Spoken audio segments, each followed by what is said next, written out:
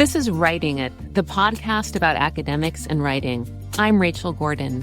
Here we aim to make the process of writing and publishing a bit more transparent and a bit less overwhelming. Through conversations with editors and academics at all stages, from full professors to graduate students, independent scholars, and postdocs, we share stories, lessons, and helpful habits from our writing lives. We're really excited to be talking today with Mark Oppenheimer, who is a professor of practice and the executive editor of ARC, Religion, Politics, etc. He has taught at several universities, including Stanford, Wesleyan, NYU, and Yale, where he was the founding director of the Yale Journalism Initiative. From 2010 to 2016, Mark wrote the Beliefs column about religion for the New York Times, and he has written for publications including The New Yorker, The Nation, Slate, and The Wall Street Journal. He created Unorthodox, which was the most popular podcast about Jewish life and culture, and he has created and or hosted other podcasts, which I think might come up in our conversation. Mark is also the author of 5 books, including the co-authored The Newish Jewish Encyclopedia, and most recently, Squirrel Hill, The Tree of Life Synagogue Shooting and the Soul of a Neighborhood. He is currently working on a biography of the children's author, Judy Blume. So welcome, Mark. Thanks. Great to be here. Great to talk with you. After receiving your Yale PhD in American religious history, you've had a really exciting and varied career path full of really different kinds of writing projects. So I'm wondering, how did you come to take on so many different kinds of writing? And was that always the plan, or when did you realize or how that you wanted this kind of variety? Going back to college, around junior year of college, I think I decided that I wanted to be a writer of some sort. The plan was to be a writer, was to write. And around that same time, I also lucked into a class, which I was taking really just to fulfill a distribution requirement on American religious history. In fact, I remember why I chose this class. I needed another class in, I think I needed a class that dealt with pre-Civil War America. I think it was fulfilling some sort of time or period distribution within the history major. And I wanted a class that wasn't too far from my dorm because it was January when the term started and it was cold out. And I wanted to be able to get to class without too much exposure to the elements. And I wanted a class that started after 11 in the morning so that I could get my beauty rest. And the only class that I think met all of those criteria was a class on American religious history from the Puritans to the Civil War, from 1600 to 1865. So around the time I was deciding separately that I wanted to be a writer, I fell in love with the subject of American religion through this class. And by the time I graduated a year or year and a half later, I think I had conceived the notion that I would be some sort of religion journalist or religion writer. But I had started in religious studies very late. And so I separately decided, well, I should probably go back to school and do more religious studies because I don't know anything about this. I didn't discover religious studies as a discipline until junior year of college. So after a year off, during which time I worked in journalism, I went back to Yale for graduate school for 6 years and got a doctorate in religion. And the plan all along was that I would write about religion somehow. If you had asked me, do I want to be an academic? I think I would have said, if a great job presents itself, I would take it. But as it happened, I only went on the job market once. I had one interview for a job at Wesleyan that I didn't get a second round interview for. If I'm being honest, I don't think I prepared very well for it. I also had not done some of those resume building things that an aspiring academic does. I had never given a conference paper. I think I'd had one article accepted for publication somewhere, but had not attempted to have other articles accepted. I hadn't done too much teaching. So I wasn't a great candidate to be an academic, and that probably tells you something. I was, on the other hand, working as a freelance writer. I'd begun selling pieces to magazines about American religion. So I think that I realized, or my unconscious was telling me, go more into the journalism and public writing side of things than the academic side of things. That said, having a PhD and having taught very early in my career, I taught a class at Wesleyan while I was in grad school. I had TA'd at Yale. Having the ability to teach college classes has proven really, really useful because I think it's made me a more attractive candidate for positions at universities, even though I'm not really an academic principally. Okay. And the writing, the journalism, I mean, at times it seems like you had sort of a steady job, but there was often a freelancing. Right. I've never had there were 2 years when I was the editor of a weekly paper in New Haven, the New Haven Advocate, which was great fun. But other than that, I've never had healthcare benefits or a retirement plan or a full-time job in journalism since grad school. During grad school, I worked for 6 months at the Hartford Courant as their religion reporter, and that was a real job. But I left that because I realized I wasn't going to be able to finish my PhD while holding a full-time job. But since grad school, I've only for 2 years of the past, 20 or so, held a salaried position in journalism. My career has mostly been as a freelance writer. I've had contracts with various publications like the New York Times to do an occasional column or regular column, a biweekly column in that case. And I've written books, which it's not super lucrative, but definitely helps. Yeah, I mean, there's been a lot of moving around, and not everyone is comfortable with that, but I wonder if Yeah. it just started happening, this was the way your life was, and it worked, and there was something appealing or positive about it too that. Yeah. Mhm. There's no prescription for what I've done. I mean, I've lucked into positions at universities. So, to be clear, for 15 years until from 2006 to 2022, I was on staff at Yale and had a salary and healthcare benefits stuff because I was running this journalism program within the English department. So I had an academic position, but it was not a tenure track position. Simultaneously on the side, I was writing books, I was writing magazine pieces, I was writing a column for the New York Times. So I really had kind of two full-time lives going on, and the writing piece of it, which was more creatively fruitful for me, and in some ways more satisfying, though I also love teaching and working with students, was a freelance side of what I did. But there's no prescription for this. It's definitely been somewhat irresponsible of me. It's a little bit haphazard. It's not something I would recommend to my children. On the other hand, I think it's what I was built for. I like a certain amount of risk. I'm not a creature of habit or consistency in terms of my academic life. I think that if I had, look, I mean, as you know, because you are in academia, and I'm sure you see colleagues who got tenured at a fairly young age, and they were 35 and had tenure, and then they're staring down 30 or 35 more years at the same institution, teaching the same, 4 or 5 syllabi. I think I would fall into a very deep depression. And it's not shocking that there's alcoholism in academia and depression. And I just think that that lack of variety would be difficult for me. So I probably err on the side of leaving things to chance a bit more. Yeah, and something that's come up in our podcast a lot is this kind of the grass is always greener feeling we have. We sometimes talk with PhDs who do more journalistic work, and they speak about academia like it would be nice to have that security and constancy. And then the academics are sometimes wondering about just folks who are more planted in the trade Right. press world and journalism. Look, there are difficulties with both sides of things.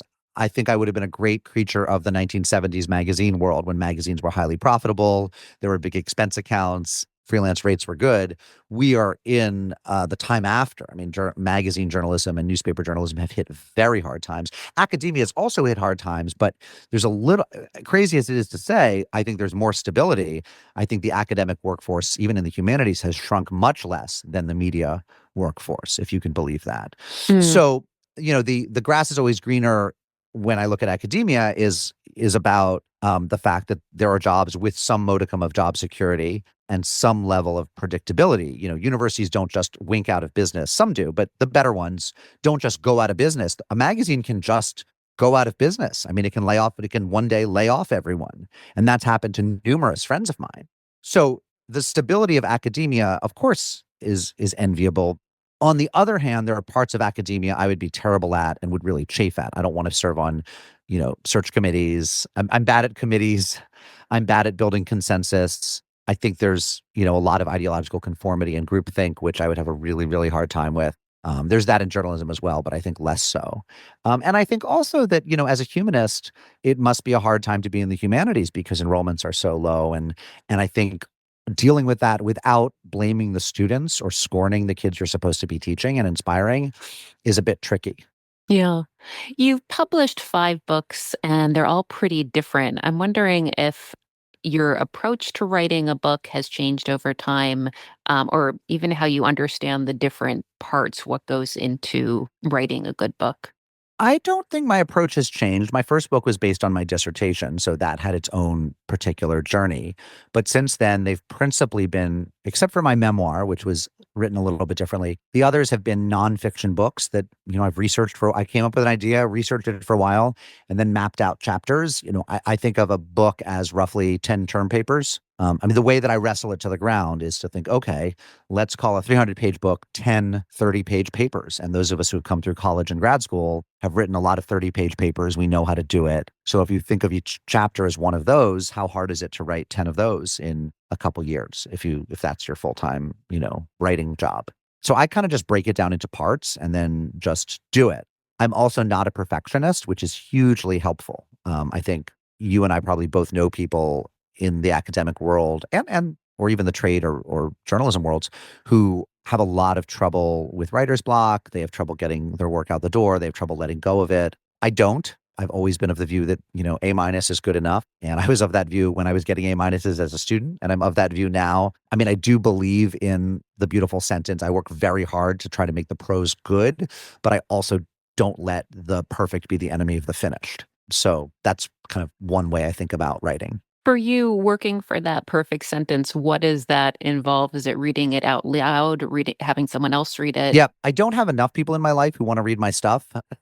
My wife reads it. She's a very good editor, but her principal interest is fiction. My children occasionally will read it, but again, they have other interests, and I didn't have children to have, editing slaves.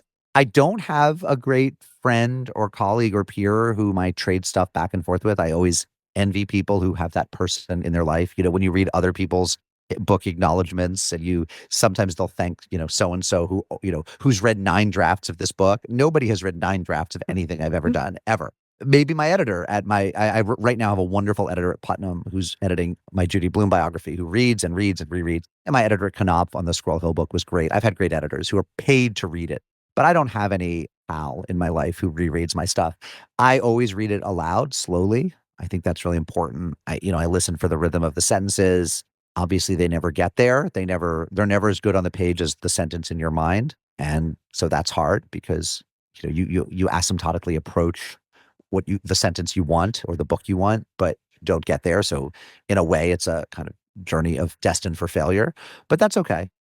I mean, I say most of my stuff is read by other people in some way. Maybe I share a chapter with somebody who has expertise in that chapter. Or if I have a chapter in which I'm writing about someone, I will sometimes share it with them and say, does this sound like you? Am I getting you right? Doesn't mean I always listen when they tell me I'm not. But it's really a matter of just being with myself and reading stuff aloud and reading it on the page and kind of, I trust my own ear pretty well. Yeah, that is important. The Judy Blume book you mentioned, I think you wrote something about her years ago. Was this idea for a book there a long time, or how did the biography come about? Yeah, about a year after college, I blindly sent an essay about her and what she'd meant to me when I was a young boy reading her books to the New York Times Book Review, and they liked it and accepted it and ran it. So that was my, if not first, maybe second or third published piece, and certainly running in the New York Times Book Review, it was an early success. She liked it. She wrote to me. We ended up meeting. That was really nice. That was still in the days of paper mail. Within a year or two, I think we had each other's emails, and then we would email every 5 years or so. I mean, we were not close pen pals at all. But about 10 years ago, I began suggesting to her occasionally, hey, maybe if you ever are thinking of cooperating with a biographer, I might be the person to do that.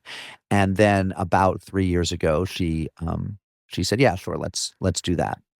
So that's been an exciting project.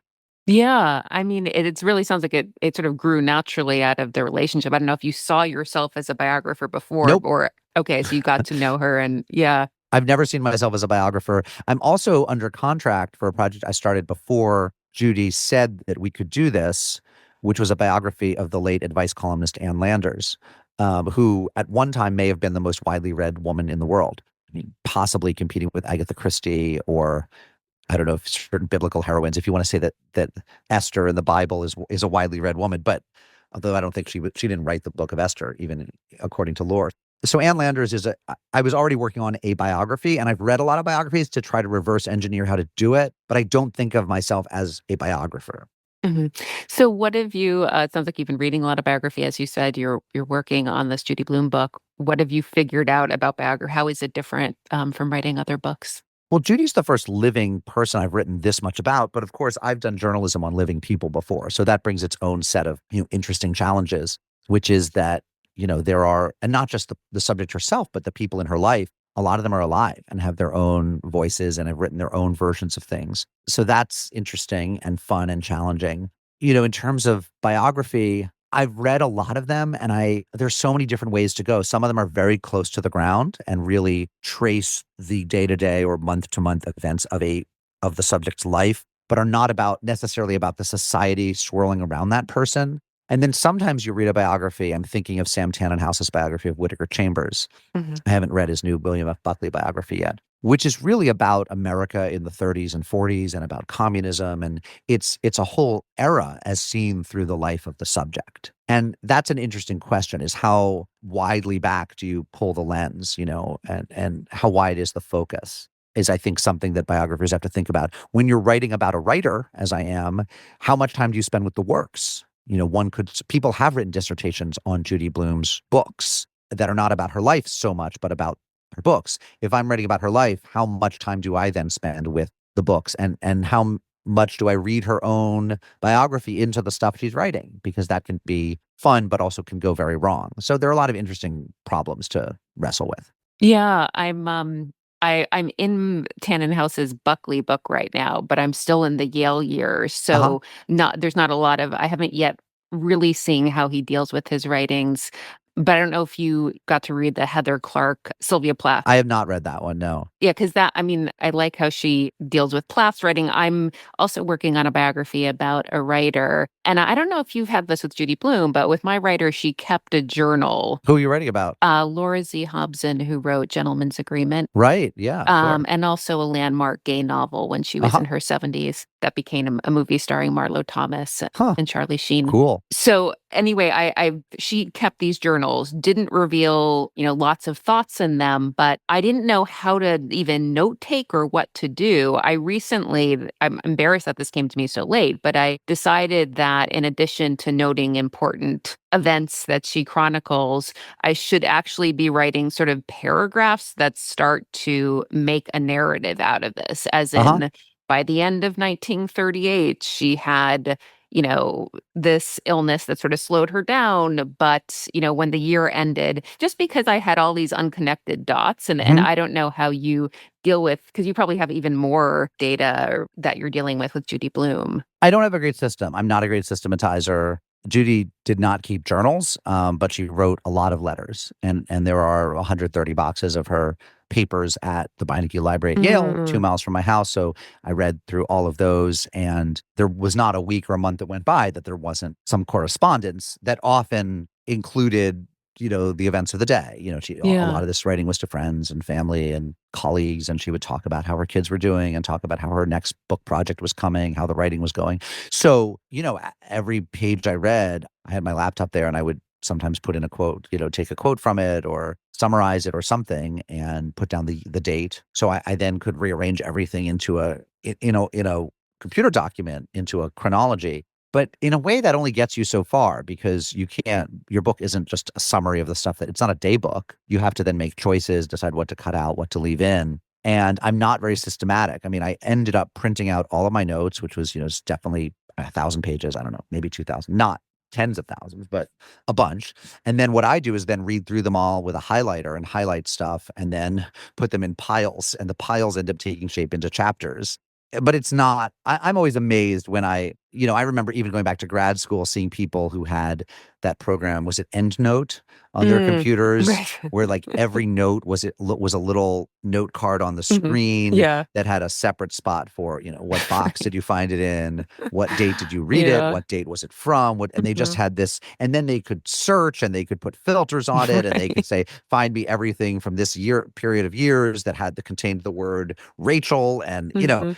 And I just thought, to even set up that system would take me several months. Better for me to just be doing the work. Yeah. So I'm not highly systematic. Mhm. But it sounds like you're obviously like moving chronologically anyway. I mean, yes, and no, the research wasn't chronological because sometimes in box 120, near the end of all the boxes, there'd be a letter from 40 years earlier. She didn't keep everything perfectly chronological. Mhm. As it happens, the book I'm writing is organized principally chronologically, not thematically or otherwise. It seemed to make sense to do it chronologically. Yeah. Before you mentioned to me another book that's in the works, which is forthcoming with a academic press book, or it sounds Right. like this is after the Judy Blume book. Yep. I think you mentioned the title is called, or currently called, The Dirty Bicker, Princeton, the Jews, and the Scandal of 1958. And it's about an anti-Semitism scandal at Princeton's eating clubs. And this will come out with Princeton University Press. Right. As you mentioned, this is your first academic press book in a while. What made you return? There's an editor at Princeton named Fred Appel, whom I like a lot. I've known him over the years.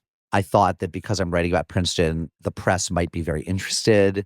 I don't know. I didn't take it wide. I didn't give it to my agent and say, try to sell this to the trade market. It seemed like a small topic and a small book. I actually think it could be a potentially huge audience because we're so interested in campus culture right now and campus anti-Semitism. And in some ways, this is like the text for a lot of what we see on campuses today. And it's also a kind of great, interesting episode that involved the Rockefellers and other kind of first families of Protestant America, as well as, Jews who were coming out of Bronx Science and these kind of and New York immigrant world and the clash of cultures when they all got to Princeton together. So it tells a very American tale. But I really wanted to write the book I wanted to write with an editor who I thought would give me the freedom to do so and then would edit it very carefully. And we talked about the vision. I said, it's a small book. I want it to be really beautifully produced. I want it to have photographs from the era. I want it to feel like a book about the 1950s. And so in some ways, I felt like not handing it over to the machine of Random House or Simon and Schuster was the better call for this book. And I also didn't want to feel bad that it was going to come in really short. I thought it might be 30,000 words, which, 100 pages. In the event, I think it's going to be more like 150 or 170 and feel more like a bigger book. But I thought it might end up being a very small, eccentric, almost booklet or pamphlet. So it seemed to me like I might just have better luck for this book with an academic press that didn't have to make numbers in the same way. Not that they don't want to sell books, and I think they'll be really good about getting it to the right people, but it just seemed like a different book for a different home. Yeah. And I'm not sure what stage that's at, but did that It's mean done. it's done? Okay. It's been written. It needs to go out to the academic readers because one thing university presses do is they send the book to 2 or 3 scholars to get readers' reports, and so it's about to go out to readers soon. I have to make a few more edits before it goes out to readers. Okay, that was what I was going to ask you about because Yeah, that's sort of the difference with the academic presses. yeah. Yeah, I mean, and this has been a topic for so many conversations on this show is the difference between the two. So I don't know if you're at a stage yet where you're really feeling the difference with an academic press or an academic press I'm editor. not yet. I mean, I have a Yeah. great editor at my trade press. I have a great editor at my academic press. I'm beginning to ramp up publicity for the trade book, the biography. We're not there yet with Princeton, although I've certainly, as a journalist, dealt with publicists from academic presses who are very shrewd, very smart, very savvy. And at the end, an author always has to be his or her best publicist. We know better than any hired publicist what the soul of our book is and who the potential audience is. So I'm under no illusion that I won't be on the hook to do a lot of my own marketing for this book, which is as it should be. I think I know the people who will be interested, but I don't have enough experience with academic presses, enough recent experience to say if they are profoundly different in their bones. I think and also they aren't a monolith. I think they're very good academic presses, and then they're really bad ones putting out stupid books. This Princeton book sounds like it's certainly related to the podcast you did called Gate Crashers. Did it come from that, or what was the relationship between the two? Yeah, this is inspired by the story we told in our Princeton episode of that podcast series, which had one episode on each of the different Ivy League schools and the history of Jews and anti-Semitism at those schools. And the Princeton episode was about what they called the dirty bicker. Bicker is the term they use at Princeton instead of pledging or rushing to refer to how one gets into the eating clubs, which are not fraternities. They're only for juniors and seniors.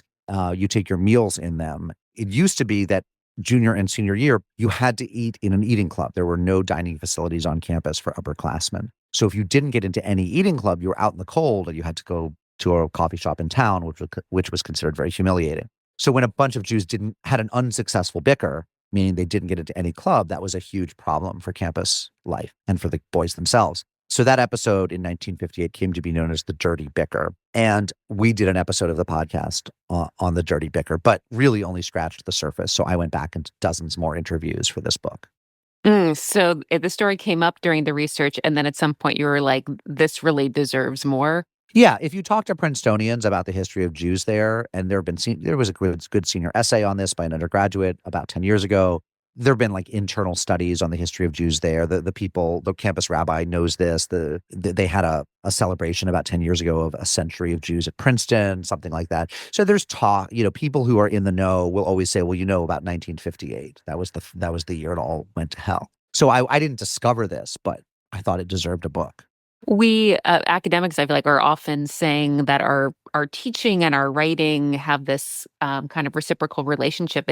If for you, I wonder if the podcasts have been in some ways a source of research or sort of testing ideas for books. Only in this one case, it gave me an idea. I would say I've also written some op-eds that have been inspired by or based on podcast work I've done, because if you get very deep into a subject, you really want to use it in various ways. So you might do a podcast on it, but also write something about it. That idea that your teaching and research inform each other always struck me as a bit of a lie. Certainly, your research can work its way into your lecture notes. I'm not sure how your teaching would inform your research per se. But what I object to is the idea that some professors will put forward that one is unthinkable without the other. So you will sometimes hear professors say, my research is essential to making me the good teacher that I am. If I didn't have an active research program, I wouldn't be as good in the classroom. And this strikes me as, indefensibly it's nonsensical, right? There are plenty of wonderful teachers who aren't doing any research. They Hmm. know enough to teach freshman psych or freshman econ or a junior seminar in the American Revolution. They read the good books that come out. They're aware of the state of the field. They're just not doing any research anymore. I've seen no evidence that these people are disabled as teachers. And it just strikes me as it must serve some function in academic politics to say, well, I guess I need a sabbatical because if I'm not doing research, my teaching will suffer. And I don't know. That's a lot. I think some of my best teachers were people who basically had stopped doing original research. Yeah. I guess the one way I can think of is when I was after the dissertation first teaching, it was really actually more community talks or when I was presenting sort of my dissertation material, the community kept on responding to the material on Laura Z. Hobson, who is a Uh-huh. small part of it. And over time, and it could have just been a function of I was most excited when I was talking about her. I had really colorful examples with her. But that was a good part of what made me think it might be worth focusing on her more in my writing. I mean, look, everything you do affects everything else you do, right? Right. There's nothing, there's certainly living where I live, having the family I have, reading the novels I read, all of it in some way is inflecting, who I am as a person, the word choice I use, the vocabulary I have, the books I read. If there's an archive I simply can't get to because of financial constraints or because I want to be at my daughter's theater performance, well, I guess that archive's not going in the book. So everything affects everything. But I guess what I would say is there are fabulous teachers who are not researchers For or who are not sure. particularly good researchers. There have certainly been great teachers whose own research is incomprehensible gobbledygook, but they're good teachers. And similarly, we all know people who are wonderful researchers who write brilliant books, who are totally inept in the classroom. So I see them as very different skills. For sure. Yeah. For our listeners who are thinking that they'd like their academics, but they'd like to be writing more in the popular vein for a wider audience, I'm wondering what your advice is. People probably approach you with this kind of question a lot. From time to time, yeah. It's hard to say because I mean there are a few things you have to do if you want to write for a popular audience. Number one, most pieces that break into the popular press have some connection to the news cycle. And that means you have to be paying attention to the news. You have to have a sense of how your scholarship has something to contribute to the way the lay people are talking. You have to have a kind of sharp sense of the story that you want to tell. And then you have to write it well and fast because, I'll give you an example. Let's say you research immigration and Trump or ICE does something that has a precedent in your research. Oh, this is just like, I'm making this up, but this is just like in 1967 when the Customs Service or the Immigration Service did such and such. And here's a historical example, and here's how people fought back. And I could write an op-ed that gives people the historical context. Well, great. You need to write that op-ed today or tomorrow. A week from now, nobody will care anymore, until ICE is in the news again. But for whatever happened yesterday, editors will be looking for something pitched to them today and written by tomorrow to run tomorrow or the next day. So you have to be fast. You have to write concisely. A New York Times op-ed column, you think of your standard column by Thomas Friedman or Maureen Dowd, it's 700 or 800 words. That's, a few paragraphs. So you have to sacrifice a lot of complexity for the sake of simplicity. And you have to not use kind of insider lingo. You have to not use academic terminology, which is really hard for a lot of people. And then you have to write well. People like reading about other people, so it really helps if you have characters. They like characters. Their eyes glaze over at numbers. So there's a lot that has to be done. I actually find that most academics, in theory, want a big audience, but don't really want to do that kind of writing. It feels to them like dumbing their work down, and they don't want to do it. So it's hard. And then academics tend to be in a bubble where they think people know the stuff they know. We're all in bubbles, right? I'm sure if I were talking to a welder or a dental hygienist or a mailman, they would use terms of art from within their own community that they would assume people would know. I remember I had a good friend once who was from a big sailing family, and this was in high school, but I'll never forget this. And she and her dad or brother or something were laughing about a time when the boom on their sailboat broke or something or hit someone in the head.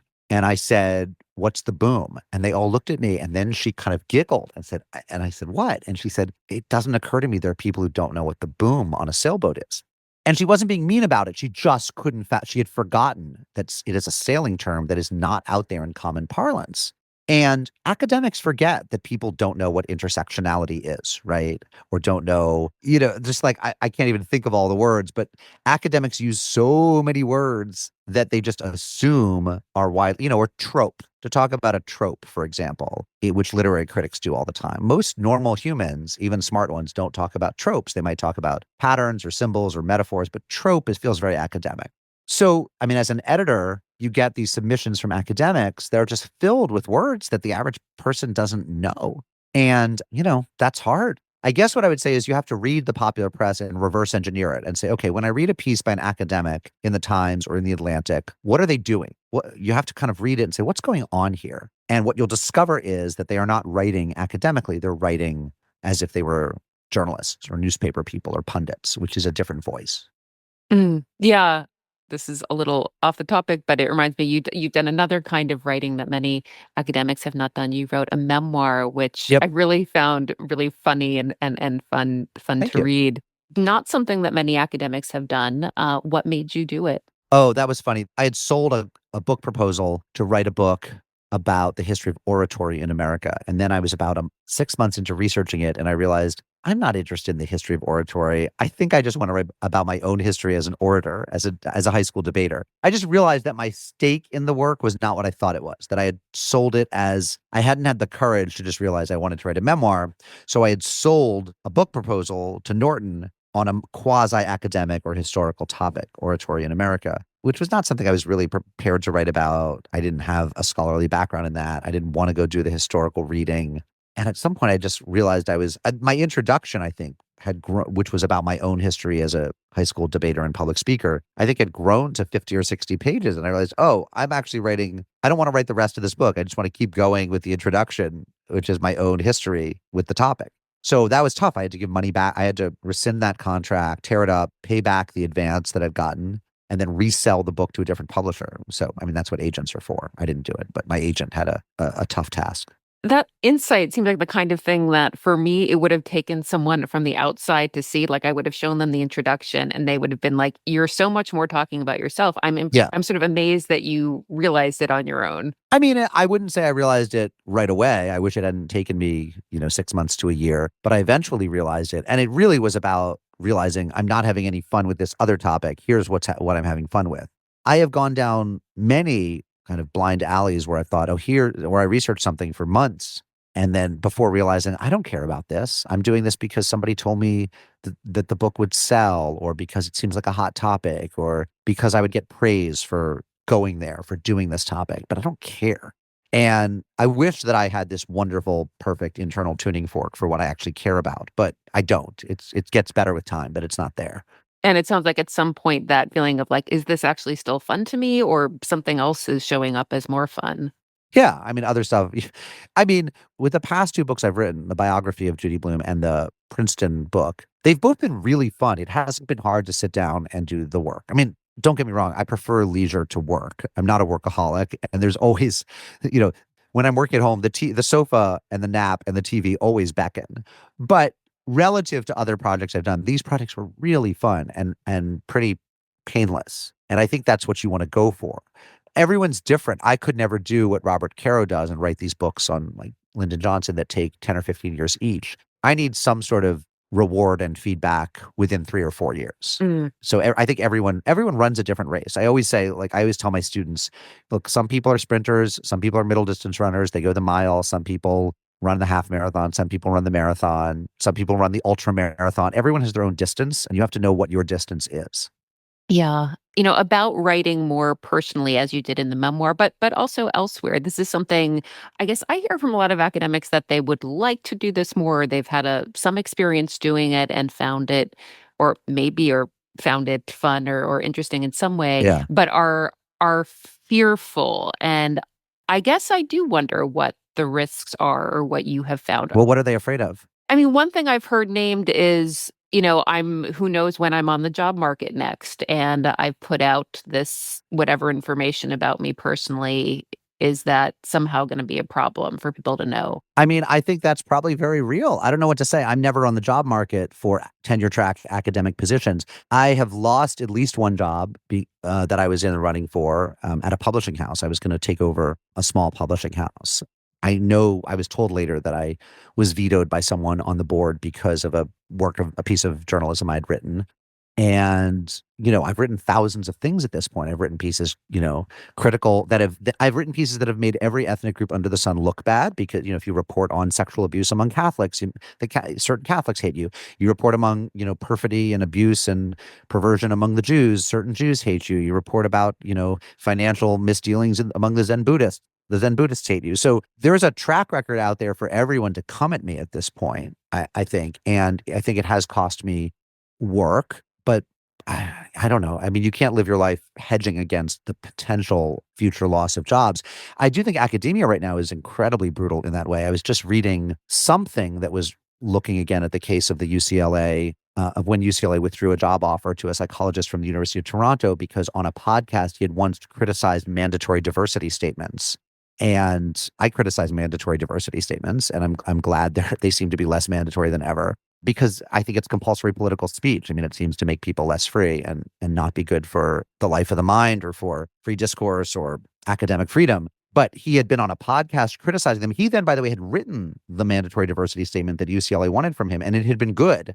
But the fact that he had once questioned the compulsory nature of Wow. them meant that the grad students signed a letter, 50 or 100 grad students in the psychology department signed a letter demanding that the offer be withdrawn, and it was. And as he was the spousal hire, his wife or girlfriend she had a job offer still, but she ended up staying in Toronto with him. Anyway, I mean, academics can be brutal and stupid. And I don't know. I mean, you're an academic. Like, what do we do? What do we do about the ideological uniformity and conformity, especially in the humanities right now, the unwillingness to listen to other voices, the desire to not give people jobs if they don't seem politically, aligned with, I don't think this is totally ubiquitous, but it's pervasive enough that it has people scared. And we don't want people to operate from a place of fear, especially in academia. We want them to operate from a place of boldness. So I think it is a huge problem. I think that if people wrote memoirs in which they revealed themselves to be flawed, frail creatures, which we all are, it could cost them jobs, right? You write about the time that you bullied someone when you were 25 and an alcoholic. And there are going to be some grad students out there who aren't going to say, well, you were 25 and drinking and now you're on the wagon, you're sober, you're making amends. Good for you. They're going to say that person once made someone else unsafe. Let's not hire them. I mean, that's real. I don't know how we got to this place, but sure, I'm sure it makes academic careers more timid and less adventuresome. Mm. Yeah, topic for another conversation. But I did want to ask you about teaching writing because this is something you've done. My colleagues and I often wonder what actually works. And since you have been teaching for years, what have you seen in terms of helping undergrads improve their writing? Well, it's very hard to be a good writer if you're not a good reader. And so some students are very hobbled by the fact that they don't read. But bracketing that, we still have to do the job and we still have to teach them. I mean, I tend to think that we do students a disservice when we don't focus on the mechanics of writing. I mean, I think that comma placement and the difference between a hyphen and a dash and subject verb agreement are really these things that can be derided as picayune or trivial are actually really important in the same way that knowing the scales in music is important.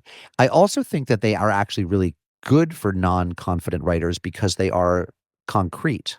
So some students will never have a great ear and some students will never have sophisticated ideas, but nearly all students can learn grammar. And so when you make part of their grade bound up in mechanics, you are actually giving all students the opportunity to get something right. Mm.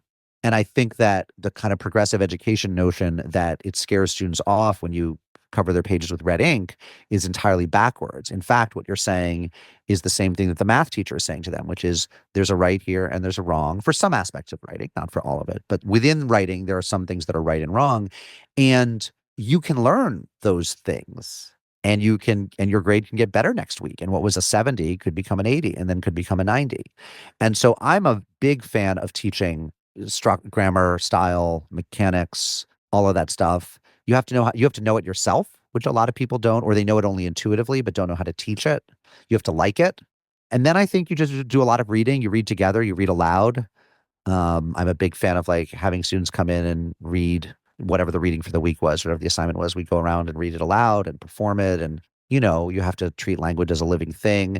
And I think you also have to model that you love the stuff. So I think one problem with a lot of writing is, especially if what we're trying to do is teach the academic writing, like here's how to write a paper that you would write for a different class, is that it's pretty lifeless because nobody really thinks that you're going to write anything particularly joyful or good. So the classes I've taught have often been like there's a class at Yale called Reading and Writing the Modern Essay, where you're reading stuff that comes from the New Yorker or the American Scholar or the Atlantic or an op-ed page that's pretty fun. And we're trying to do that. We're trying to imitate that writing. And that's fun. So you have to operate from a place of joy. Like this will be delightful as opposed to this will be dutiful and correct. Mm. So, but I don't know. I've never had to teach teaching. I think I'm a pretty natural teacher and I like it. That doesn't mean I reach every student, but it's something I enjoy and therefore I'm pretty good at. But I've never had to teach teaching. And I'm also not nervous in the classroom. I'm not scared of students. I think some teachers are. Like, I don't care that much if I give them a bad grade and a student files some sort of grievance. I don't care. I mean, I'm pretty confident in my ability to know how to teach them well. And I'm also not on the tenure track. So I think I've had a lot of freedoms that some teachers don't. Mhm. Yeah, I do the reading aloud too. Something I started doing recently was having them read some of their own aloud, even if it's Yeah, sort of just the opening paragraph. Also, this thing of like having pride in our writing, and like it's one thing if I just put it down on paper and nobody has to say it out loud, but if I have to say it out totally. loud, then I suddenly care about every word. Yeah, absolutely. Here's another one. I think it's really important that they develop taste. And in some ways you're not a writer or can't be a writer until you know what you like to read or when you like your own writing. Hmm. And a lot of students come in, if they don't come from a print rich background or a print rich home, or they themselves don't love reading, they don't know what's good. They don't know when they've gotten it right. I mean, I've had to tell certain students, you just wrote something beautiful. This is very high level, and explain to them why. I had one student who had basically spent all of high school playing video games. He was very smart and ended up the valedictorian of his high school and got to Yale. I mean, this was a smart dude, but his pastime had always been video games, not reading. It turned out he had a wonderful natural ear for language and a great and wrote beautiful memoiristic pieces that just sang. But he didn't know that he was doing that. It's not that he'd worked for it, and he didn't know why they were really only one step away from being New Yorker worthy because he didn't come from that world. And so sometimes you have to, part of what you want to do as a teacher is get them to a place where the class can it doesn't mean everyone agrees on every piece, but when when there's consensus around a good piece, there's a collective sense of awe and excitement that we've all just read something that's really lovely, which is something I think that's easier to get if it's a film studies class or if it's a music class. But it can be hard with a reading and writing class. Yeah, Mark, there's something that sort of came up in the background of our conversation, which is that you've tried so many different kind of writing routes, and many of them have worked out successfully, but implicit is that sometimes something hasn't worked out. I'm assuming there's sometimes have been rejections, as there are for Oh, all of yeah. us, but it seems like you probably developed a good way of dealing with those rejections. Yeah, so let me be candid and say I'm not someone who takes feedback well. I'm always impressed when I give difficult feedback to a friend or a student or somebody I'm editing and they say thank you and just take it and make the changes and move along. I'm not that person. I first go into a period of a defensive crouch. I think of all the reasons this person's an idiot, how they don't know me, they're unsophisticated, they're bores, they're anti-intellectual, they're idiots. I come up with all of their character flaws, all the reasons why I'm a better person. And then the question is, how long does it take me to realize that they were at least 80% and maybe 100% right in everything they've said? I think that that journey has gotten shorter as I've gotten older. I'm now sometimes at a place where after taking a long walk with my dog, an hour later, I can say, oh, yeah, she was right. What my editor said to me was right. And I need to just, and I'm also better at not lashing out at them and kind of fighting them on it and say, but what about this? But what about that? So I don't do that. I go for the long walk. Sometimes it's a full day, but usually now within 24 or 48 hours at the outset, I can hear the criticism and take it well. But that's been a process. Now, what you asked about is just rejection. You write something, you mail it in, it gets rejected. I'm pretty good at taking rejection. The first day is hard, and then I move on. I'm not somebody who dwells on, I mean, my temperament is not one that has me dwell on stuff that's gone wrong.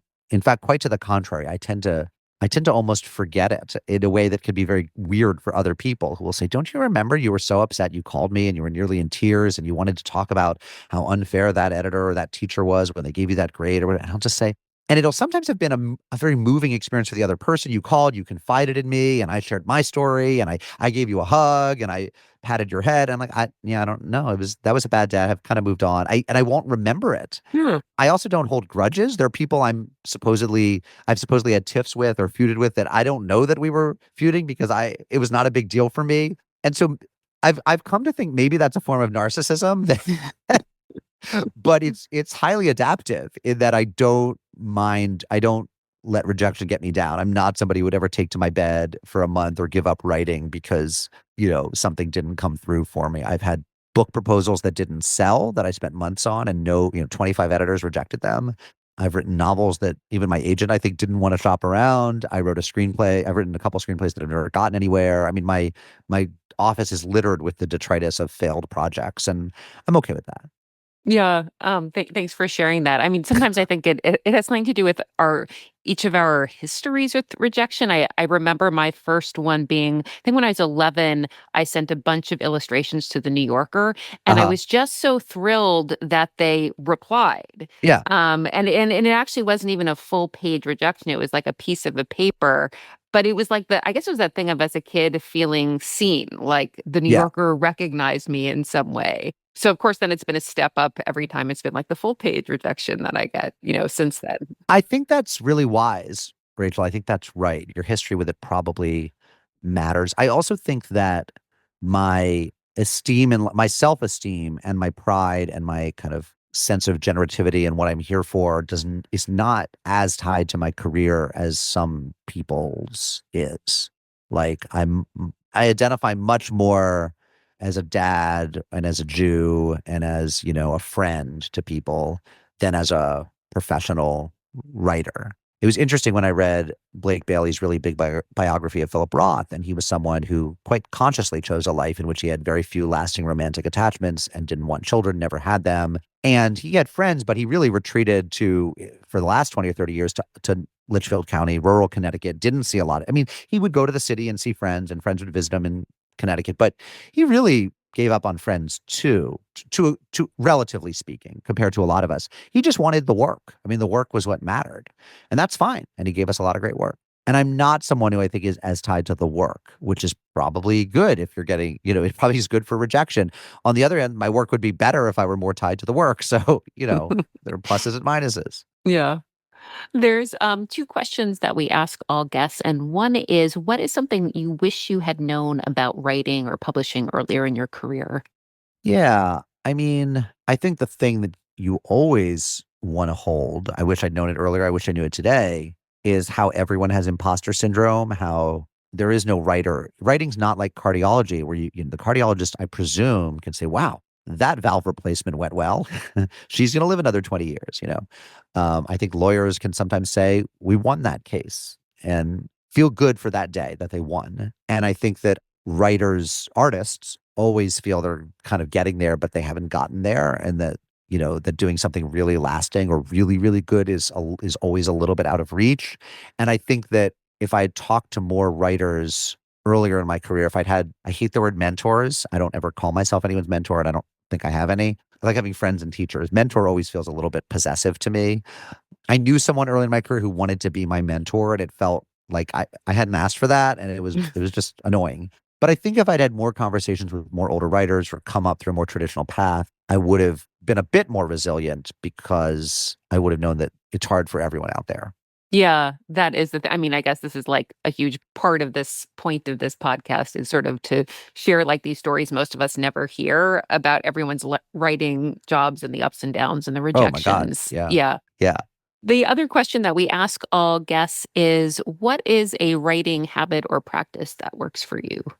I'll just say that my routine is I try when I'm in the thick of writing something, when I've decided, okay, I've done enough research. I research first and then I write. And when I have decided, okay, I've done enough research, it's time to write, and I'm in the thick of writing, whether it's, a magazine article that's going to be 10 pages or a book that's going to be 250. I don't go by hours in the chair. I don't go by page count. I go by word count. And I find that just works for me really well. I will often say I'm going to do 1,000 words a day, 20 days a month for 4 months, 5 months, then I'll be done. So that's how I'll get to 100,000 words, which is a book, give or take. And that's partly because, first of all, words are honest in a way page count isn't. Page depends on, the size of your font and whatever, your size of your margins and how much, how short your paragraphs are. You're skipping a lot of lines because of dialogue.